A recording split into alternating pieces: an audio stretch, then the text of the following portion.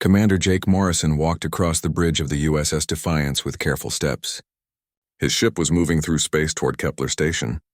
The station looked like a giant wheel spinning slowly against the black canvas of stars. This was supposed to be a good day. This was supposed to be the day when humanity finally became a full member of the Galactic Council. 15 years of waiting and proving themselves were about to pay off. Jake stopped near the main window and looked out at the other human ships floating nearby. There were 12 vessels in total. Some were military ships like his own, and others were diplomatic carriers. All of them had come here for the same reason. They were here to watch Ambassador Lisa Brooks sign the treaty that would change everything for Earth and all its colonies. Lieutenant Amy Peterson sat at her station checking the communication signals. She was young but very good at her job. Her fingers moved quickly over the controls as she made sure all the channels were clear and working. Next to her was Carl Hayes. He was the tactical officer and had been in the military for 20 years. Carl had seen many battles and his instincts were sharp. Right now, those instincts were telling him something was not right. Jake noticed Carl staring at his screen with a strange look on his face. The older man was frowning and his jaw was tight. Jake walked over to him and asked what was wrong. Carl pointed at the numbers on his display. The energy readings from Kepler Station were changing. The defense grid was powering up. All the weapon systems were coming online. This made no sense at all. The station was supposed to be in peaceful mode for the summit. There were no threats anywhere nearby. No hostile ships had been detected. No warnings had been issued. Jake felt his stomach tighten. He opened his mouth to ask Carl for more details but never got the chance. The view screen exploded with light and fire. Kepler Station's massive turrets rotated and opened fire, but they were not shooting at some unknown enemy. They were shooting at the human ships. Red beams of energy cut through space and slammed into the shields of the nearest vessel. The ship shook and sparks flew from damaged systems. Jake shouted orders immediately. His crew jumped into action. The helmsman threw the Defiance into a hard turn. The ship's engines roared as they tried to get away from the incoming fire. Carl activated the weapons and started shooting back at the station. But his face showed confusion. Why were they fighting the station? Why was this happening? Amy's voice cut through the chaos on the bridge. She was trying to reach Ambassador Brooks. The ambassador had taken a small shuttle to the station an hour ago. She was already inside preparing for the ceremony. Amy called out again and again but got no response. Then her screen showed something terrible. The shuttle bay where the ambassador had docked suddenly erupted in flames. A direct hit from the station's internal defenses had destroyed everything in that section. The bridge went silent for just a moment. Everyone understood what that meant. Ambassador Lisa Brooks was dead. The woman who had spent 5 years speaking for humanity in the council was gone. She had worked so hard to bring Earth closer to the other species. She had made friends and built trust. Now she was nothing but ash and metal fragments floating in space. Jake forced himself to focus. There would be time to grieve later. Right now he had to save his crew and as many other humans as possible. He ordered all ships to break away from the station and head to Rally Point Omega. That was an emergency meeting spot far from here. The ships that could still move started to turn and run, but the attack was not over. More weapons fired from the station. Worse than that were the other ships now appearing on sensors. Council vessels were dropping out of faster-than-light travel all around the human fleet. There were warships from the Kalrathi Empire with their red and black hulls. There were Ventari cruisers with their curved, elegant designs. There were Draxian fighters and Quellan destroyers. 12 different species were represented in the attacking force. 12 species that humanity had called friends. 12 civilizations that Earth had traded with and shared knowledge with. 12 governments that had smiled and shaken hands with human diplomats. All of them were now firing their weapons with the clear intention to kill every human present. The USS Valor was the first ship to die completely. She was a heavy cruiser with 400 crew members. A concentrated barrage from 3 Kalrathi destroyers overwhelmed her shields. The hull broke apart under the stress. Explosions rippled along her length. In less than 10 seconds, the Valor was nothing but debris. 400 people were gone just like that. Jake watched his tactical display as more red marks appeared. The Newton was hit badly and losing power. The Discovery had lost her engines and was drifting. The Magellan was trying to fight back but was outnumbered 5-1. Everywhere he looked, human ships were dying. The Defiance shook again as another blast hit their rear shields. Carl reported that shields were down to 40%. They could not take much more of this. Jake ordered maximum speed toward the jump point.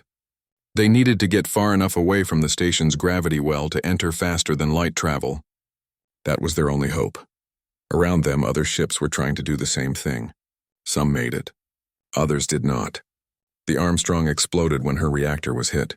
The Cortez lost half her hull to a Ventari plasma lance. The Jung-He managed to jump away but left a trail of escape pods behind. Those pods held survivors, but they were now floating helplessly in space surrounded by enemy ships. Jake knew he could not save them. It killed him inside, but the math was brutal. If he stopped to pick up those pods, the Defiance would be destroyed too. Then everyone would die. He had to keep moving forward. He had to get his ship and crew home. He had to warn Earth about what was happening. Finally, they reached the jump point. The navigation officer entered the coordinates for Rally Point Omega. The faster-than-light drive began to charge. The sound of it building up power filled the bridge. Carl reported that enemy ships were closing fast. They had maybe 30 seconds before the Kalrathi caught up. 20 seconds. The drive continued charging. Amy tried one more time to reach any other human ships. She got responses from 6 vessels. Only 6 out of 12 had survived long enough to attempt escape. The other 6 were gone with all hands. 10 seconds. The enemy weapons fired again.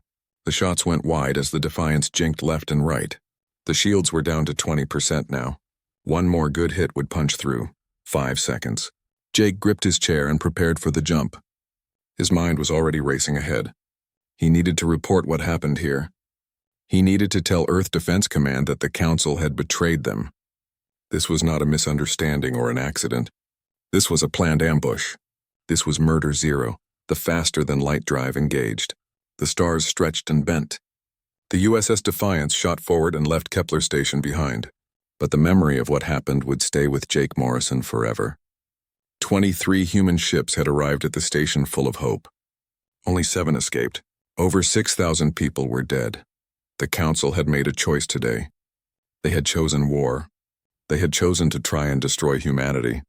But they had made one critical mistake. They had left survivors, and those survivors would make sure that Earth knew exactly what had been done. The Council thought they were eliminating a threat. Instead, they had just created an enemy that would never forgive and never forget. As the Defiance raced through faster-than-light space toward home, Jake made a silent promise to all the people who died today. Their deaths would not be meaningless. Humanity would answer this attack. The Council had started something they could not imagine. They had awakened something in humanity that had been sleeping. Now the beast was awake and it was angry. Now the hunt would begin. General Patrick Stone stood in the command center deep beneath the Pentagon. The room was filled with screens showing maps of space and Earth. Red lights blinked everywhere across those maps. Each red light meant danger. Each one meant a Council fleet was moving closer to human territory. Patrick had been a soldier for 30 years, but he had never seen anything like this before. Colonel Susan Martinez walked up beside him carrying a data tablet. Her face looked tired and angry at the same time. She had been awake for almost 2 days straight coordinating the defense of Earth's colonies. The news she brought was not good. Patrick could tell just by looking at her expression. Susan began her report in a flat voice. 7 colonies had been hit at the same time. New Providence was gone. The entire planet had been bombarded from orbit until nothing lived on the surface. Arcturus Base had suffered the same fate. Harmony Station had been blown apart. The station had been home to 50,000 people, including families and children. Now it was just wreckage floating in space. Patrick felt his hands curl into fists. The Council had not attacked military targets. They had deliberately chosen civilian populations. They had killed women and children and old people who had nothing to do with any military. This was not war. This was extermination. This was genocide. He asked Susan what forces humanity had left to fight with. She pulled up a new display on the main screen. The home fleet was still intact. About 40 capital ships and 80 support vessels were orbiting Earth and Mars. All the deep space patrols had been recalled. Commander Jake Morrison and the survivors from Kepler Station had made it back, though their ships were badly damaged. And then there was the Black Fleet. Everyone in the command center stopped talking when Susan mentioned the Black Fleet. These were the secret ships that nobody was supposed to know about. They had been built in hidden shipyards beyond Neptune, where no sensors could detect them. The ships used experimental technology that pushed every rule and law that humanity had agreed to follow. The Council would have demanded they be destroyed if they had known about them. But the Council had betrayed humanity. All the rules were gone now. All the agreements were void. The Black Fleet could finally be used for what it was built for. Captain Greg Turner was sitting at the communication station across the room. He suddenly called out that an incoming transmission was being received. It was coming from the Council. Patrick told him to put it on the main screen. Everyone needed to see this. The image flickered and changed. A reptilian face appeared. It was High Chancellor Vex of the Karathi Empire. His scales were dark red and his eyes were cold yellow. Behind him stood representatives from all the other Council species, the Ventari with their blue skin, the Draxians with their 4 arms, the Quellans with their insect features. All of them looked proud and confident. Vex began speaking, and his words were translated into English by a computer. He said that humanity had been judged dangerous to galactic stability. He said humans were too aggressive and too unpredictable. He said the Council had voted and decided that humanity must be stopped. Then he gave his demands. All human military forces had to surrender immediately. Earth and all colonies had to submit to Council occupation. The human populations would be relocated to reservation worlds where they could be watched and controlled. Humanity had 72 hours to comply. If they refused, then Earth would be completely sterilized. Every living thing on the planet would be killed. The transmission ended. The screen went dark. The silence in the command center was absolute. Nobody moved. Nobody spoke. They were all processing what they had just heard. The Council wanted humanity to surrender or die. There was no third option being offered. Patrick Stone looked around at the men and women in the room. These were soldiers and officers who had dedicated their lives to protecting Earth. He saw grief on their faces for all the people who had already died. He saw rage at the betrayal and the murders.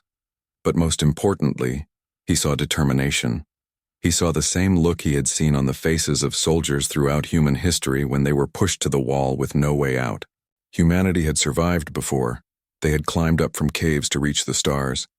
They had lived through ice ages when the whole world froze. They had survived plagues that killed millions. They had fought through world wars that nearly destroyed civilization. They had almost wrecked their own planet with pollution and still found a way to fix it. Humans were survivors. Humans were fighters. The Council thought they knew what humanity was capable of, but they were wrong. Patrick walked to the center of the room. He told Captain Greg Turner to send a message back to the Council. Greg asked what the message should say. Patrick thought for a moment about all the people who had died. He thought about the children on Harmony Station. He thought about Ambassador Brooks, who had worked so hard for peace. He thought about every human who had ever believed that the Council could be trusted. Then he gave his answer. Tell them that humanity refuses. Tell them if they want Earth, they will have to take it from our cold, dead hands. Tell them that we are not afraid. And tell them one more thing. Tell them the hunt begins now. Tell them we are coming for every single one of them. Greg's fingers flew across his console as he composed the message. When he was done, he looked up and asked if Patrick was sure.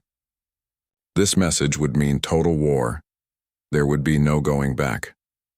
Patrick nodded. He was absolutely sure. The message was sent. Across the command center, people started moving again. Orders were given.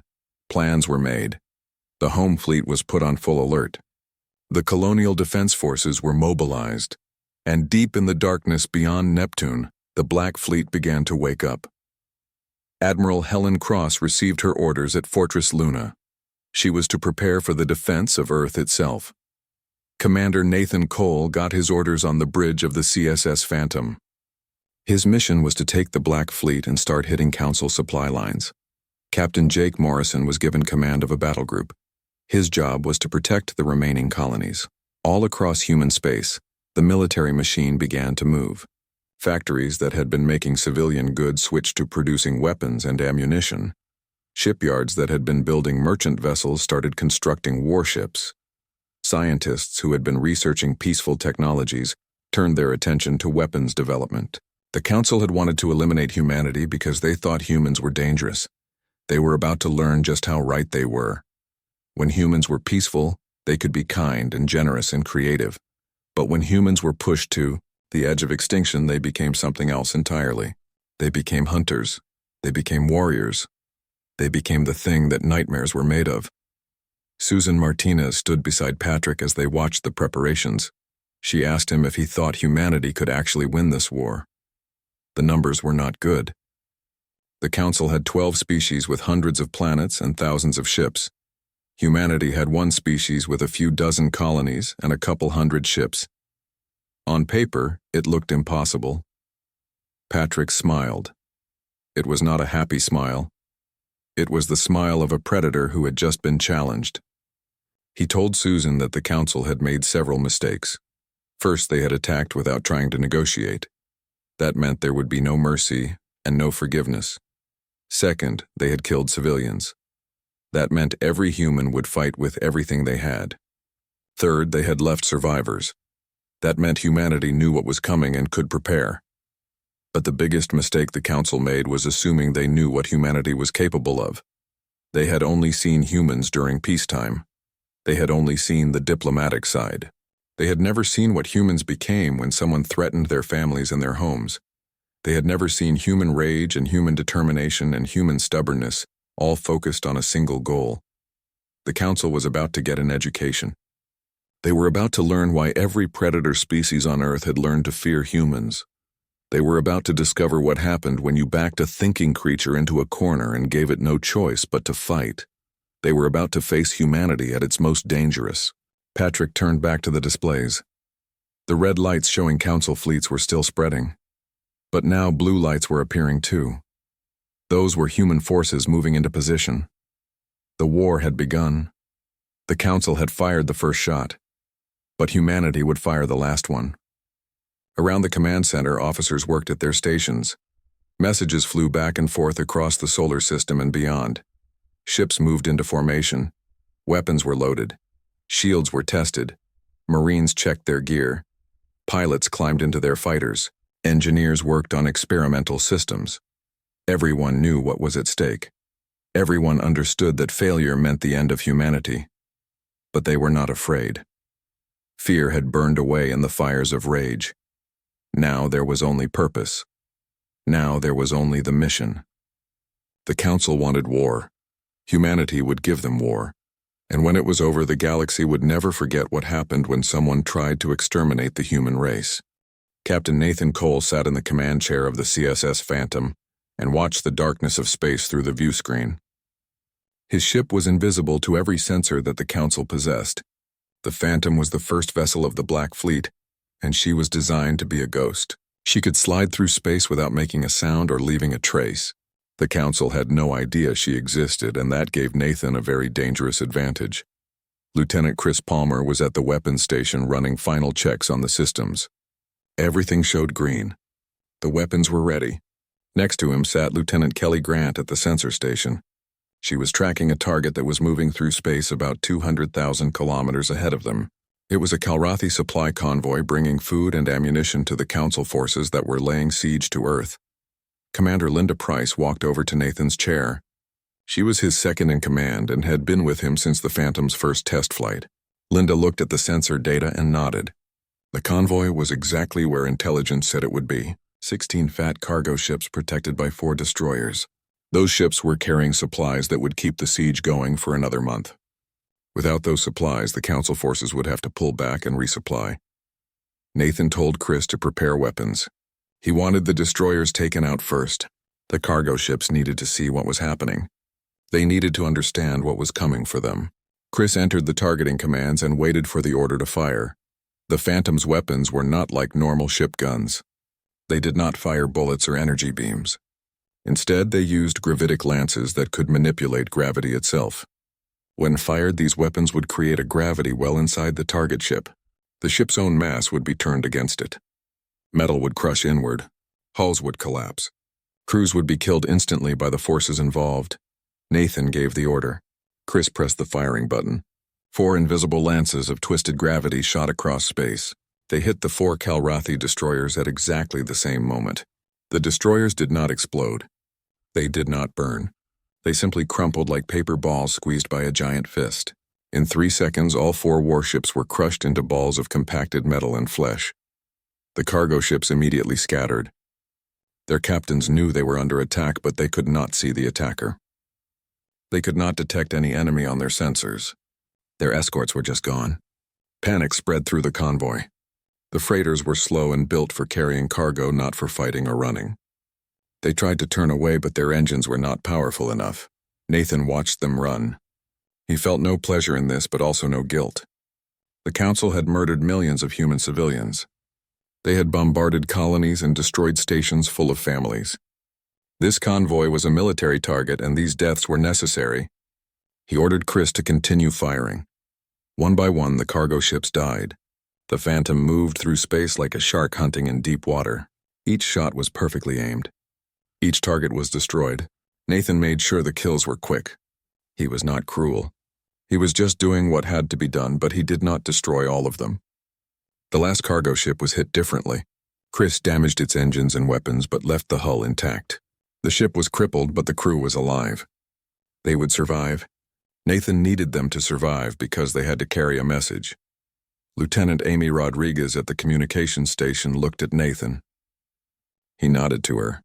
She opened a channel that would broadcast on all Council military frequencies. Every Council ship within 5 light years would hear what was about to be said. Nathan activated his microphone. He spoke clearly and slowly so the translation computers would have no trouble. He identified himself as Captain Nathan Cole of Earth's Black Fleet. He told them they had come to human space uninvited. He reminded them they had murdered civilians. He pointed out they had demanded humanity's surrender. Then he made a counteroffer. Leave human space immediately. Leave now and do not come back. This was the only warning they would receive. The next time the Black Fleet encountered Council forces, there would be no survivors left to carry the message. Every ship would be destroyed. Every crew would die. The hunt had begun and the Council forces were the prey. The transmission ended. Nathan told the helmsman to take them away from the area. The Phantom's special engines engaged and the ship vanished from normal space. Even if Council ships arrived right now, they would find nothing. No energy signature. No trail to follow. Just wreckage and one crippled freighter with a crew that would never forget what they had seen. On board that surviving freighter, a Kalrathi captain named Rax sat in his command chair and shook. His scales had gone pale, which was a sign of extreme fear in his species. He looked at the remains of the convoy scattered around him. 15 ships and 4 destroyers were gone, destroyed by an enemy that his sensors had never detected, killed by weapons that he did not understand. Rax had been a ship captain for 20 years. He had fought in 3 border wars. He had seen combat many times, but he had never been hunted like this. He had never felt so helpless. The humans had ships that could strike without warning. They had technology that made Council defenses useless. And they had a cold fury that was more terrifying than any battle rage. He recorded a message to his fleet commanders. His voice shook as he spoke. He told them to retreat. He begged them to pull back from human space. The humans were not desperate refugees trying to survive. They were hunters and the Council forces were their prey. Every ship that stayed in human space was going to die. Rax sent the message knowing it probably would not be listened to. The Council's pride would not let them retreat. They had committed to destroying humanity. The 12 species had voted and agreed. They would not back down now. But Rax knew the truth. The Council had made a terrible mistake. They had thought humans were dangerous before the war. They had no idea what humans had become now that the war had started. Far away in another part of space, another Black Fleet ship was hunting. The CSS Wraith found a Ventari battle group and destroyed it. The CSS Shadow hit a Draxian supply depot and left nothing but debris. The CSS Spectre ambushed a Quellan patrol and killed every ship. All across Council territory, these ghost ships appeared and struck and vanished again. The Council military commanders started receiving reports. At first, they did not believe them. Ships did not just disappear. Weapons did not work that way, but the reports kept coming. Fleet after fleet reported attacks by invisible enemies. Supply lines were cut. Patrols went missing. Forward bases were destroyed. High Chancellor Vex sat in his command center on the Calrathi homeworld and read the reports with growing concern. The invasion of Earth was not going as planned. The human home fleet was fighting harder than expected. The defenses around Earth were holding. And now these ghost ships were appearing everywhere, cutting his supply lines and destroying his forces. Vex had been told that humanity was weak. His advisors had said the humans would surrender quickly once they saw the might of the Council. But the intelligence had been wrong. Humanity was not weak. They were wounded and angry and extremely dangerous. They fought with a ferocity that shocked the Council forces. Every battle cost more ships than predicted. Every attack on a human position resulted in heavy casualties. The other Council members were starting to ask questions. The Ventari ambassador wanted to know why the war was taking so long. The Draxian military leader demanded to know how humans had developed such advanced technology without anyone detecting it. The Quellan representative suggested that perhaps they should offer peace terms before things got worse. But Vex refused to consider retreat. The Council had made their decision. They had attacked humanity. They had killed millions. If they backed down now, they would look weak. Other species in the galaxy would see that the Council could be challenged. The whole structure of galactic government might collapse, so the war had to continue. Humanity had to be defeated no matter the cost. What Vex did not understand was that humanity had already counted the cost. They had counted it in the bodies floating in space at Kepler Station. They had counted it in the ashes of New Providence and Arcturus base. They had counted it in the faces of children who had died on Harmony Station. The cost had been paid in blood, and humanity would make the Council pay it back with interest. Nathan Cole and his crew on the Phantom did not know about the political arguments happening in Council space.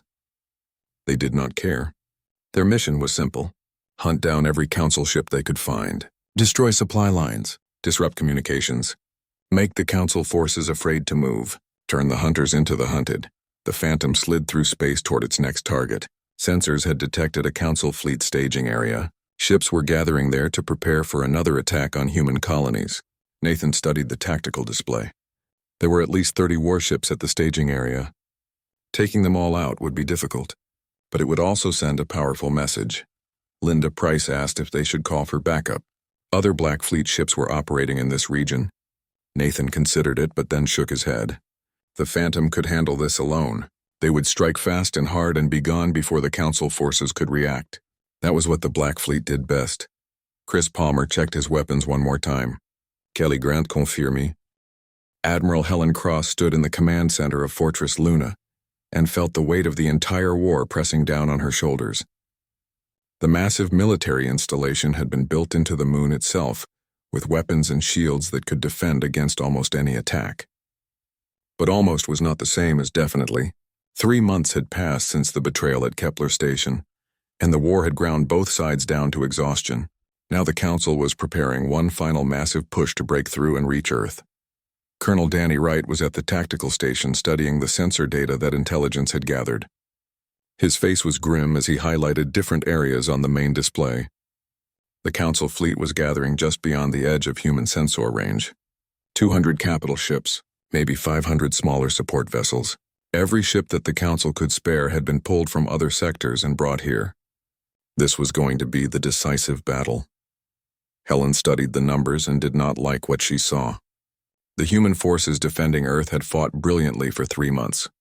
They had used guerrilla tactics and surprise attacks. They had ambushed Council supply lines and destroyed forward bases. The Black Fleet had terrorized Council forces across their own territory. But numbers still mattered, and the Council had more ships and more resources. Earth's defenders were worn down. Ammunition was running low. Ships needed repairs that there was no time to complete. Crews were exhausted from constant fighting. Danny told her they had maybe 6 hours before the Council fleet would be in firing range. After that, it would be a straight fight with no tricks and no clever tactics. Just raw firepower against raw firepower. The Council had more guns. The math was brutal and simple. If the Council broke through at Luna, there was nothing between them and Earth. The homeworld would be defenseless. Helen activated the fleet-wide communication channel. Every ship defending Luna could hear her voice. Every captain and every crew member would know what she was about to say. She looked at the camera and began speaking. She told them she would not lie about their situation. The odds were not in humanity's favor. The enemy had more ships and more weapons, but they were not fighting for odds or statistics. They were fighting for every single human being on Earth who was counting on them to hold the line. She reminded them why this war started. The Council had tried to erase humanity from existence. They had murdered millions of civilians. They had destroyed colonies and stations. They had demanded total surrender or total extermination, but humanity had refused to die. Humanity had fought back with everything they had. Now the Council was making one desperate final attempt to finish what they started. Helen told her fleet that they were going to make sure the Council never forgot this day. They were going to show the galaxy what happened when you tried to destroy humanity. Win or lose this battle would be remembered forever. Every person in the fleet was already a hero just for being here. Now they had to be heroes one more time. As her speech ended, something appeared on the sensor display. One new contact, then another, then 10 more, then dozens. Within minutes, the sensors were filled with new signatures emerging from behind the moon. Danny demanded identification. His hands moved quickly across his controls, trying to figure out what was happening. Lieutenant Kelly Grant's voice came through the communication system. She sounded shocked and almost disbelieving. The new contacts were human ships. They were Black Fleet vessels. All of them. Every experimental warship that had been built in the secret shipyards was now arriving at Luna 50. Advanced warships moved into formation around Fortress, Luna. These were ships that should not have been ready for months. The engineers had said it would take at least another year to complete the whole Black Fleet. But humanity's shipyards had worked without stopping. Every engineer and every technician had known that failure meant extinction. They had cut corners and skipped safety tests and pushed themselves beyond normal human limits. The result was a fleet of ghost ships arriving just in time for the most important battle of the war. Commander Nathan Cole's voice came through on the command channel. Helen recognized him immediately. The Phantom had become famous among the human forces. Nathan apologized for being late. He said his ships had been busy dealing with Council fleets in other sectors. Then he asked permission to join the fight. His tone was casual, like he was asking to join a card game instead of a battle that would decide humanity's future. Helen allowed herself a small smile. Permission was granted. She told Nathan and all the Black Fleet captains to show the Council why they should never have picked a fight with humanity. The Black Fleet ships spread out, taking positions among the conventional human vessels. The defenders of Earth were no longer facing impossible odds. Now they had a chance. 6 hours later, the Council fleet arrived. High Chancellor Vex himself was commanding from the bridge of his flagship. He expected to see a desperate last stand, a few battered human ships trying to delay the inevitable. What he saw instead made his blood run cold. The human fleet had grown. Strange new ships with unfamiliar designs were mixed in with the known vessels. His sensors could barely detect some of them. His tactical computers could not classify their weapons. Vex had a moment of doubt. Perhaps this attack was a mistake. Perhaps the Council should have offered terms instead of demanding surrender. But it was too late now. His fleet was committed. 200 capital ships moved forward. Thousands of weapons locked onto human targets. The order was given to fire.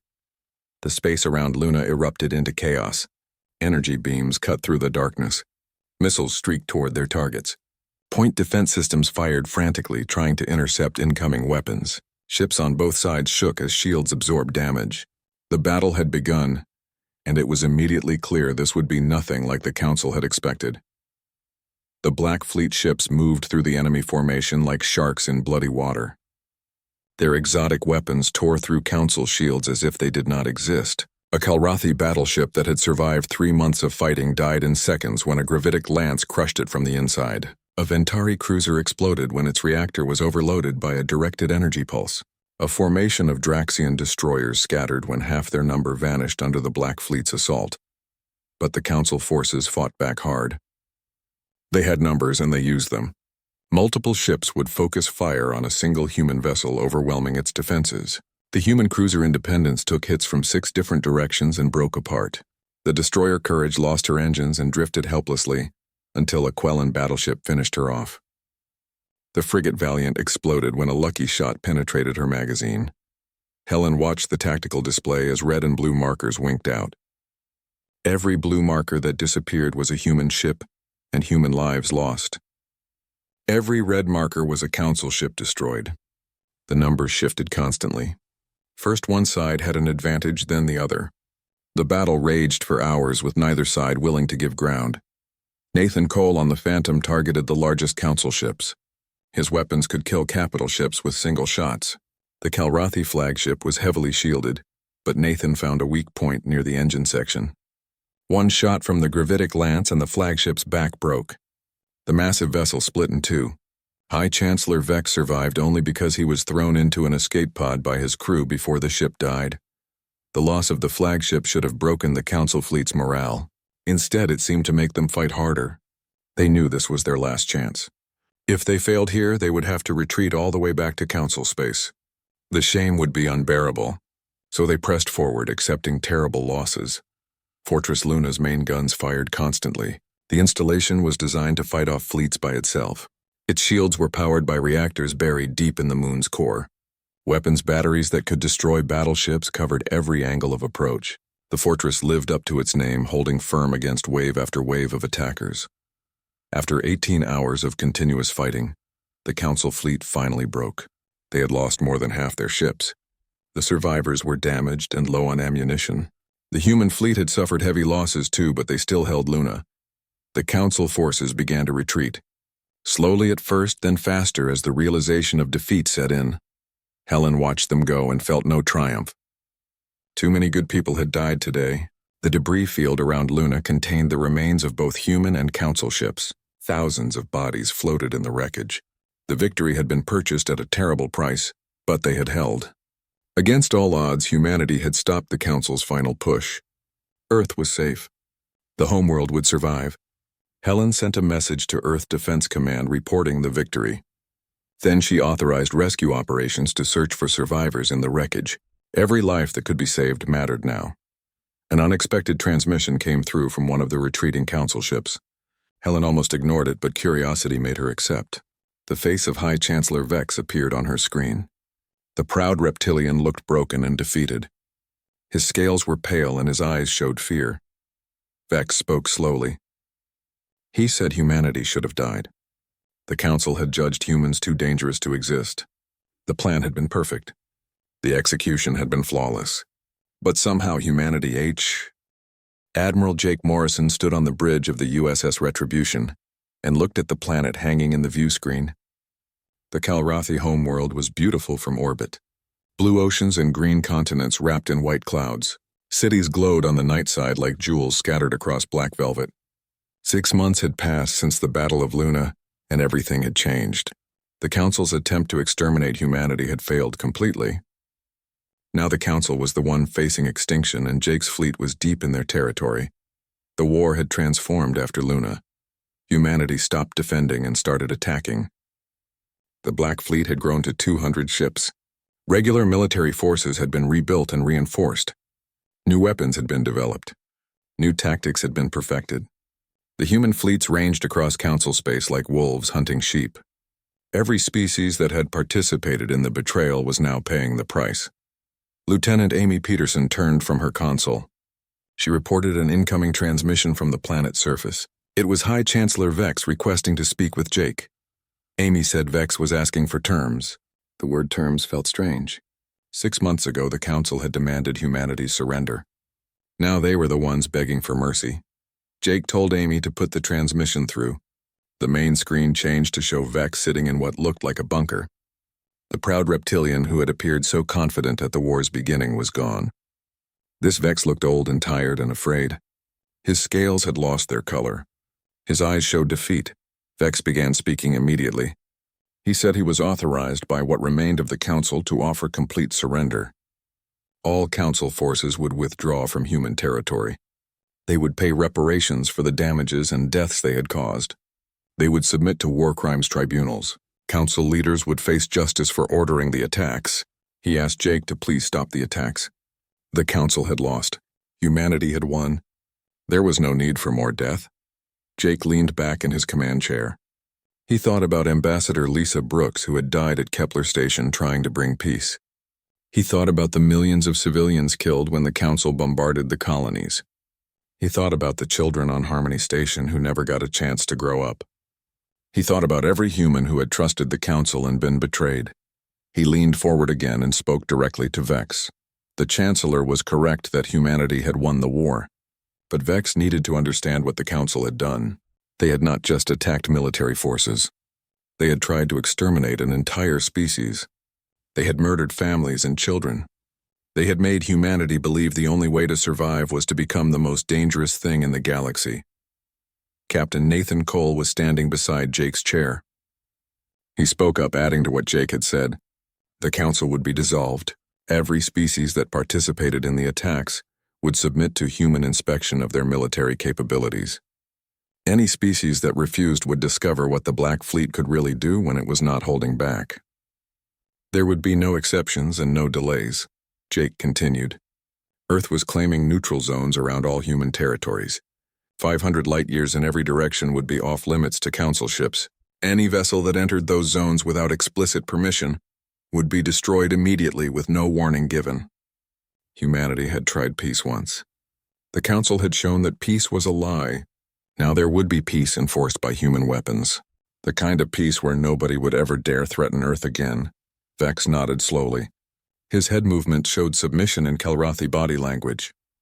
He said he would convey the terms to what remained of the Council leadership. He asked if there was any hope for future relations between their species and humanity. His voice sounded desperate, like a drowning man asking for a rope. Jake considered the question. Humanity was not interested in genocide. They were not the Council. But trust had been shattered completely. It would take generations to rebuild, if it could be rebuilt at all. For now, the answer was simple. Stay away from human space. Do not threaten human colonies. Do not interfere with human exploration. Follow those rules, and humanity would leave the Council species alone. Break those rules and face the consequences. The transmission ended. Vex's image disappeared from the screen. Jake sat quietly for a moment, thinking about everything that had happened. The war had cost humanity dearly. Millions dead. Entire colonies destroyed. Countless ships lost. But they had survived. Against impossible odds, they had not just survived, but won. Commander Linda Price walked over from her station. She asked Jake when they would be heading back to Earth. Defense Command wanted to know when the fleet would return home. The victory celebrations were waiting. People wanted to honor the heroes who had saved humanity. Jake looked at the stars beyond the view screen. The galaxy was vast and full of species that had stood by while the Council tried to commit genocide. Some had cheered for humanity's destruction. Others had simply watched and done nothing. All of them needed to learn a lesson. All of them needed to understand what happened when someone tried to eliminate the human race. He told Linda they were not going home yet. The hunt was not finished. Every species that had raised weapons against humanity needed to understand the consequences. The Council military leaders who had ordered the attacks on civilians needed to be found and brought to justice. The shipyards that had built the invasion fleets needed to be dismantled. The weapons that had been used to bombard human colonies needed to be destroyed. Lieutenant Chris Palmer at the weapons station asked how long that would take. Jake smiled, but it was not a happy smile. It was the smile of a hunter who had caught the scent of prey. As long as necessary, months, maybe years. However long it took to make sure that every species in the galaxy understood one simple truth. That truth was this. Humanity could be friends. Humanity could be allies. Humanity could be peaceful and generous and kind. But if you betrayed that friendship and tried to exterminate them, then humanity would become something else entirely. They would become relentless. They would become unstoppable. They would hunt you across the galaxy until justice was done. The retribution turned away from the Kelrathi homeworld. Around her, the rest of the human fleet fell into formation, 100 warships moving together with perfect coordination. Behind them, the Council's civilization trembled, knowing that the species they had tried to destroy had become the galaxy's apex predator. Word spread quickly through Council space. Humanity was not accepting surrender yet. The human fleets were still hunting, still searching for war criminals, still destroying military installations. Species that had participated in the attacks frantically tried to cooperate. They handed over their military leaders. They opened their shipyards for inspection. They paid reparations without argument. Anything to make the humans stop. But some species tried to resist. The Ventari military refused to surrender their fleet. They believed their technology was superior. They thought they could fight back. The Black Fleet found them gathered at their main naval base. 3 hours later, the base was destroyed and the Ventari fleet was scattered wreckage. The survivors learned what others already knew. Human technology had advanced beyond anything the Council had imagined. The Draxians tried to hide their war criminals in secret bunkers. Human intelligence found them anyway. Special forces teams dropped onto the planet and extracted the criminals within 48 hours. The message was clear. There was nowhere to hide. There was no escape from human justice. The Quellans asked for leniency. They claimed they had only participated because the Council forced them. They said they had not wanted to attack humanity. Jake listened to their pleas and checked the records. Quellan ships had bombarded New Providence. Quellan forces had killed human civilians. Their excuses meant nothing. They would face the same terms as everyone else.